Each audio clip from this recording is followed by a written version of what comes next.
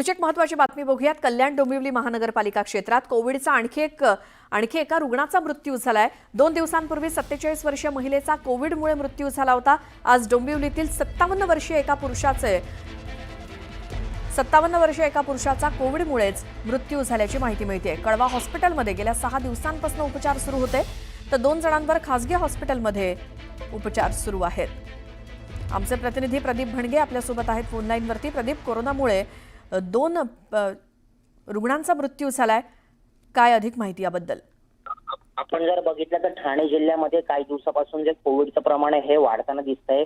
पहिले ठाणे शहरात एकाचा मृत्यू झाला, त्यानंतर 2 दिवसापूर्वी 47 वर्ष महिलेचा कोविडमुळे मृत्यू झाला होता। त्यातच आज एक 57 वर्ष पुरुष हा जो कळवा हॉस्पिटलला ऍडमिट होता त्याचा मृत्यू झाल्याची माहिती आता मिळालेली आहे। तर कल्याण डोंबिवलीत अजून 2 जणांवर हॉस्पिटलमध्ये उपचार चालू आहेत। त्यामुळे प्रशासनाचं आवाहन आहे की तुम्ही कुठेही गर्दीच्या ठिकाणी जाल तर मास्क घालून जा आणि जी पण काळजी आहे ती घ्या, असं प्रशासनाकडून सांगण्यात येत आहे।